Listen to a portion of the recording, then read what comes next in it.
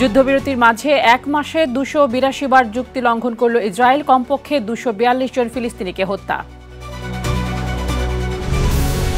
ইরাকের সংসদীয় নির্বাচনে বিজয়ী প্রধানমন্ত্রী আল সুদানির নেতৃত্বাধীন জোট 20 বছরেও কোনো দল এককভাবে সরকার গঠন করতে পারেনি।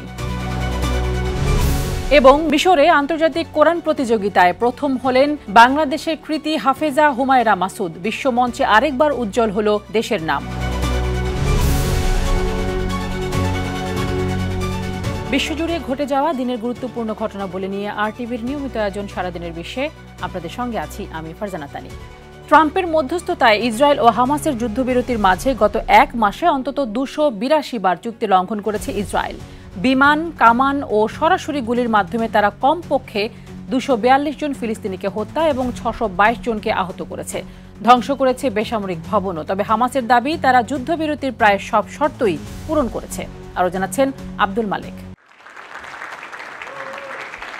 29 সেপ্টেম্বর মার্কিন যুক্তরাষ্ট্রের প্রেসিডেন্ট ডোনাল্ড ট্রাম্প 20 দফা শান্তি প্রস্তাব করেন। এই প্রস্তাবের লক্ষ্য ছিল গাজায় ইসরায়েলি যুদ্ধের অবসান ঘটানো, অবশিষ্ট বন্দীদের মুক্তি, অবরুদ্ধ অঞ্চলে মানবিক সহায়তার সম্পূর্ণ প্রবেশাধিকার এবং ইসরায়েলি বাহিনীর 3 দফা প্রত্যাহারের রূপরেখা দেওয়া। মিশর, কাতার এবং তুরস্ক সহ প্রায় 30টি দেশের মধ্যস্থতায় 13 অক্টোবর চুক্তি কার্যকর করেন ট্রাম্প। তবে সংবাদ মাধ্যম আল জাজিরার এক প্রতিবেদন বলছে 10 অক্টোবর থেকে 10 নভেম্বর এই এক মাসের মধ্যেই 25 দিনই গাজায় আক্রমণ করেছে ইসরায়েলি দখলদাররা। গাজার সরকারি মিডিয়া অফিসের রিপোর্ট অনুসারে এ সময় 282 বার যুদ্ধবিরতি লঙ্ঘন করেছে ইসরায়েল। কমপক্ষে 242 জন ফিলিস্তিনিকে হত্যা, 88 বার বেসামরিকদের লক্ষ্য করে গুলি চালানো, প্রথম দফায় সেনা প্রত্যাহার করার কথা যে হলুদ রেখা বরাবর সেটিও অতিক্রম করেছে 12 বার। শুধু মানুষ হত্যা নয়, আবাসিক এলাকায় অভিযান চালিয়ে 124 বার গাজায় বোমা হামলা করেছে। এসব হামলায় ইসরায়েলি প্রতিরক্ষা বাহিনী IDF 1500-এর অধিক ভবন ধ্বংস করেছে। স্যাটেলাইট ছবিতে ধ্বংসচিত্র তুলে ধরেছে সংবাদ মাধ্যম BBC।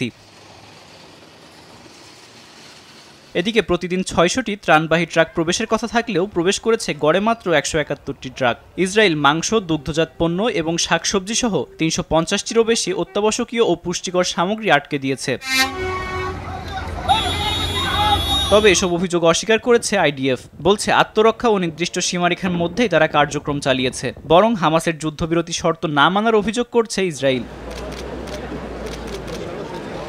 তবে হামাসের দাবি তারা যথাসম্ভব যুদ্ধবিরতির শর্ত পালন করেছে। যুদ্ধবিরতির চুক্তি অনুসারে 20 জন জীবিত ইসরায়েলি বন্দীকে মুক্তি দিয়েছে এবং হামাসের কাছে থাকা 28 জন ইসরায়েলি বন্দীর মৃতদেহ ফেরত দেওয়ার কথা থাকলেও 10 নভেম্বর পর্যন্ত 24 জনের মৃতদেহ ফেরত দিয়েছে।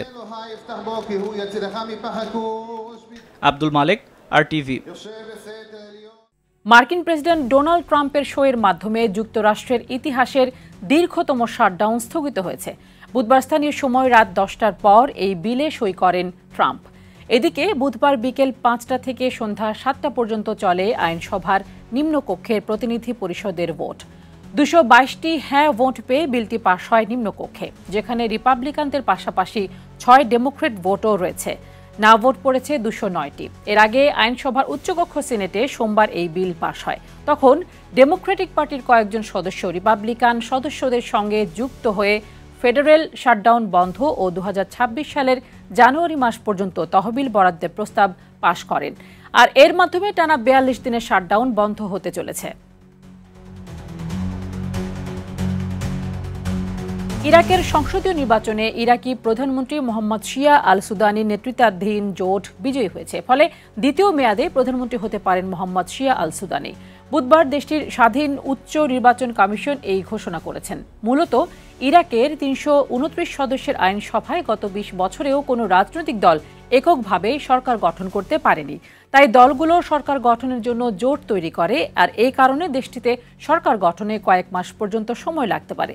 2003 সালে মার্কিন যুক্তরাষ্ট্রের নেতৃত্বে আক্রমণে দীর্ঘদিনের শাসক সাদ্দাম হোসেনের পতনের পর দেশটিতে এটি ষষ্ঠ সংসদ নির্বাচন।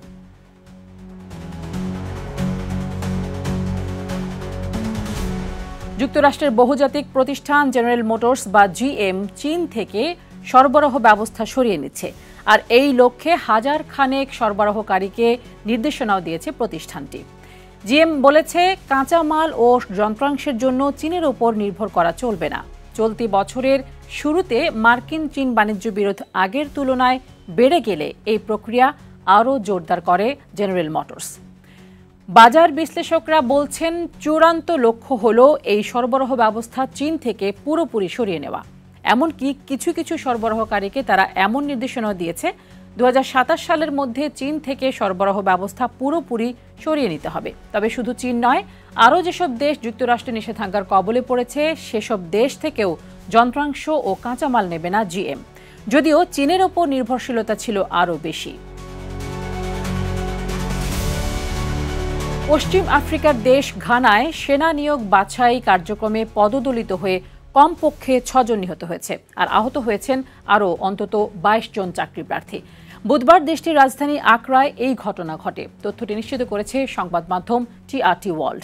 এদিকে ঘানার সশস্ত্র বাহিনী জানিয়েছে নির্ধারিত সময়ের আগেই স্থানীয় সময় সকাল 6:20 আল ওয়াক স্পোর্টস স্টেডিয়ামের নিরাপত্তা প্রোটোকল ভেঙে প্রধান ফটক দিয়ে চাকরি প্রার্থীরা ছুটে আসার সময় এই ঘটনা ঘটে। আহত সকলেই হাসপাতালে চিকিৎসাধীন রয়েছে।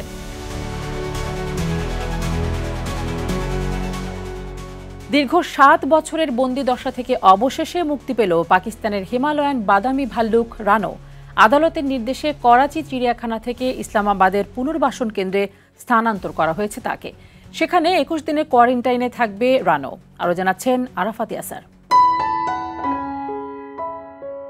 দীর্ঘ 7 বছর ধরে করাচি চিড়িয়াখানার গরম ও কৃত্রিম পরিবেশে বন্দী ছিল 24 বছর বয়সী হিমালয়ান বাদামি ভাল্লুক রানো। গরমে কষ্টে ক্লান্ত সেই রানোর মুক্তির দাবিতে বহুদিন ধরেই আন্দোলন করে আসছিলেন প্রাণী অধিকার কর্মীরা। অবশেষে আদালতের নির্দেশে সেই অপেক্ষার অবসান ঘটেছে।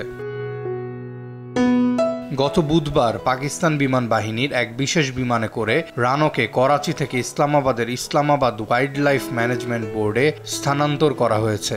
এরপর আপাতত 21 দিনের কোয়ারেন্টাইনে রাখা হয়েছে তাকে। এরপর পাঠানো হবে দেশটির উত্তরাঞ্চলের ঠান্ডা পরিবেশের কোনো সুরক্ষিত স্থানে।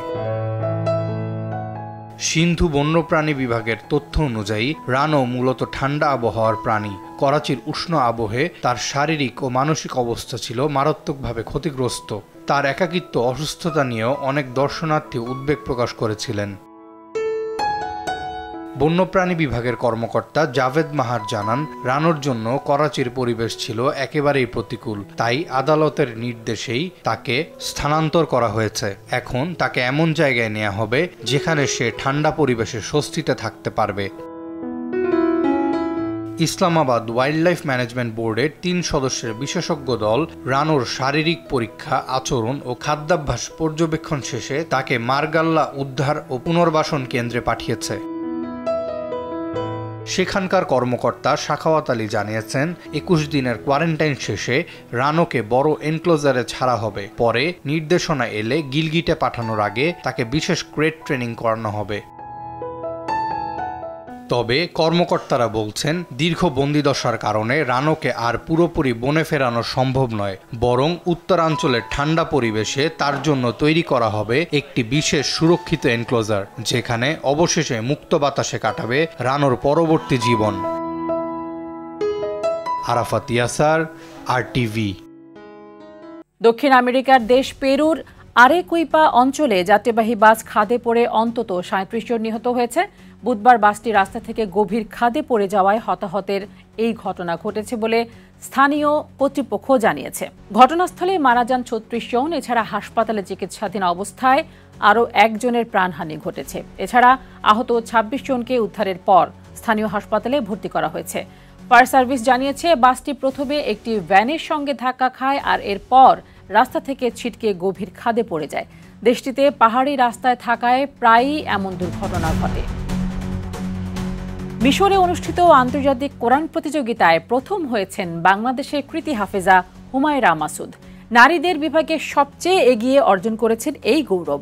তার এই জয় বিশ্বমঞ্চে বাংলাদেশের নামকে আরও একবার উজ্জ্বল করেছে। ইসলামী শিক্ষার ঐতিহ্যবাহী নগরী কায়রোতে এই প্রতিযোগিতায় অংশ নিয়েছিলেন 12টি দেশের 143 জন প্রতিযোগী। আফসার হোসেনের তথ্য ও চিত্রে আরও জানাচ্ছেন আরাফাত ইয়াসার।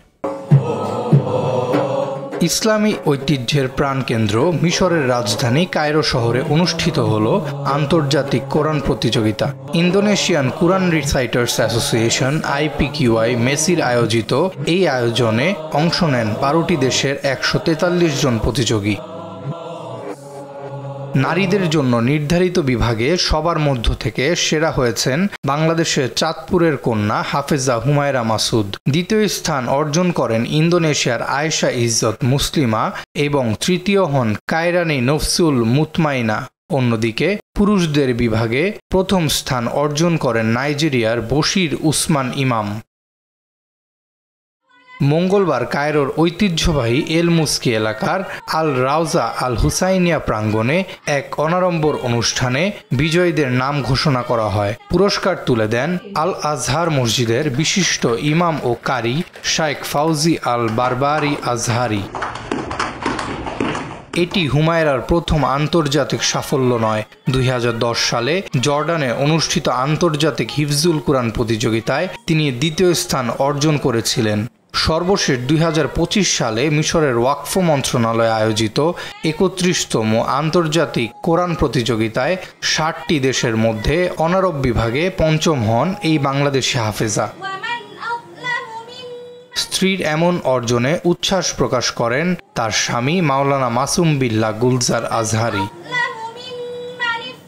চাঁদপুরের সন্তান হাফেজা হুমায়রা মাসুদ নারায়ণগঞ্জের উম্মে আয়মান রাদিয়াল্লাহু আনহা আন্তর্জাতিক বালিকা মাদ্রাসা থেকে হিফজ সম্পন্ন করেন। পরবর্তীতে জামিয়া ইব্রাহিমিয়া আমিনিয়া মহিলা মাদ্রাসা থেকে দাওরায়ে হাদিস শেষ করে বর্তমানে তিনি পড়ছেন মিশরের ঐতিহ্যবাহী আল আজহার বিশ্ববিদ্যালয়ের ইসলামিক থিওলজি অনুষদে।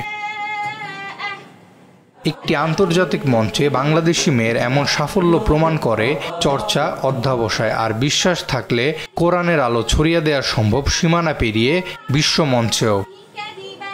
আরাফাত ইয়াসার, RTV। আর এরই সাথে শেষ করছি সারাদিনের বিশ্ব। RTVর সাথে সংযুক্ত থাকুন, মতামত জানান RTVর সামাজিক যোগাযোগ মাধ্যমগুলোতে।